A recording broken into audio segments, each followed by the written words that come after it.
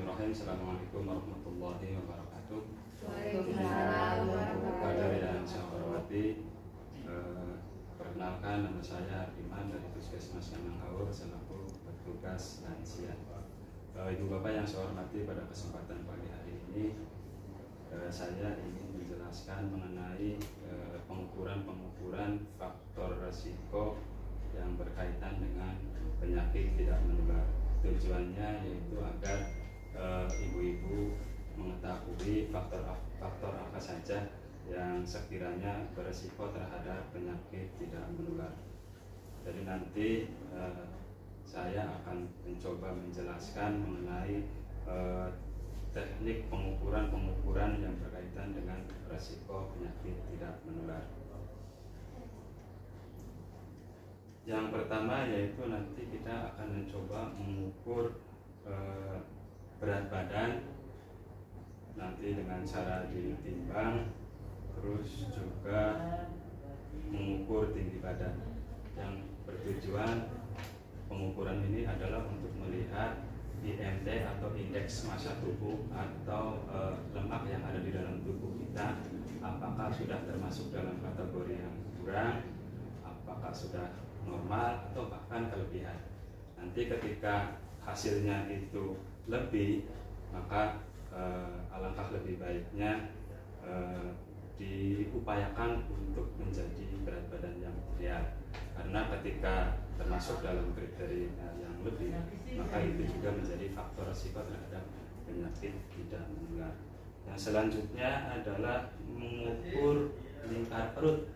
Mengukur lingkar perut ini yakni batas atasnya adalah 3 yang paling bawah dan batas bawahnya adalah tulang lingkar pangkal paha.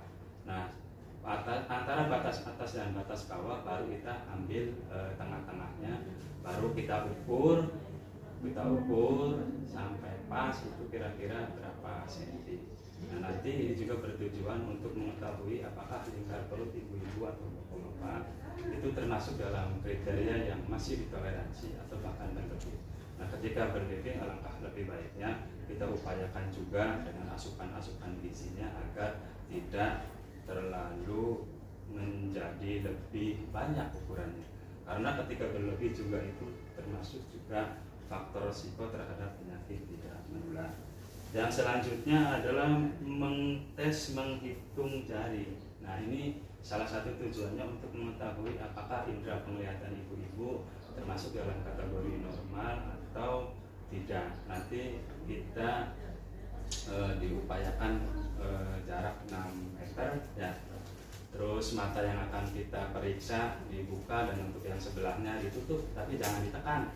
Ditutup aja dengan istilahnya ya, jangan ditekan lah, biar nanti pas ketika diperiksa yang satunya lagi tidak langsung kunang-kunang.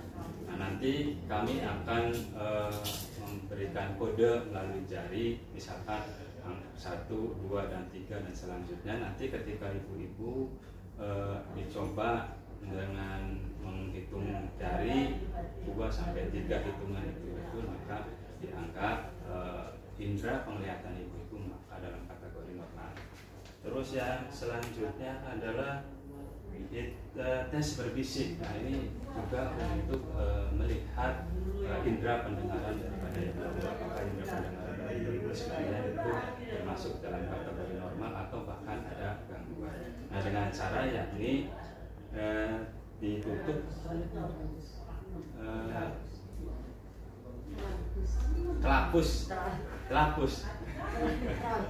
kelapus yang ada di telinga ditekan sampai kira-kira ada bunyi ya.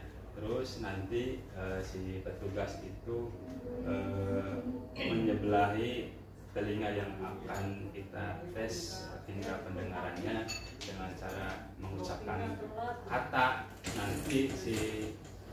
Nanti si ibu-ibu menirukan apa yang diucapkan oleh si pengetes tadi. Misal contoh mengucapkan kata mata atau kata gelap atau kata pasoh. Nah, itu nanti diulang. Ketika ulangan atau ucapan dari si yang diperiksa itu sesuai dengan apa yang diucapkan oleh pemeriksa, maka kriteria indera pendengaran ibu-ibu dalam kategori normal. Terus yang selanjutnya tensi, dok. Udah. Nah, mungkin itu ibu-ibu cara pengukuran yang akan dilakukan kepada ibu-ibu sekalian. Pengukuran ini yang tadi bermaksud untuk mengetahui apakah ibu-ibu itu beresiko terhadap penyakit tidak menular. Perlu ibu bapak ketahui bahwa penyakit tidak menular ini merupakan penyakit yang diakibatkan dari akibat perilaku atau kebiasaan kita sendiri, bukan ditularkan dari orang lain. Oleh sebab itu, mari kita jaga bersama-sama dengan melakukan upaya Gormas apa yang sudah diinstruksikan Bapak Presiden Jokowi nomor 1 tahun 2017 agar seluruh masyarakat Indonesia melakukan Gormas. Salah satu tujuannya adalah agar kita semua terhindar resikonya dari penyakit tidak menular. Mungkin itu saja ibu-ibu hal-hal yang bisa disampaikan mengenai teknik pengukuran yang berkaitan dengan penyakit tidak menular. Terima kasih banyak atas segala partisipasi, kerjasama sehingga pembelajaran ini bisa berlangsung dengan hikmat dan selesai tepat waktu barangkali, dan juga mohon maaf bila ada kekurangan. Mungkin itu saja yang bisa disampaikan. Akhir kata wabillahi taufiq wal hidayah. Assalamualaikum warahmatullahi wabarakatuh. Waalaikumsalam warahmatullahi wabarakatuh.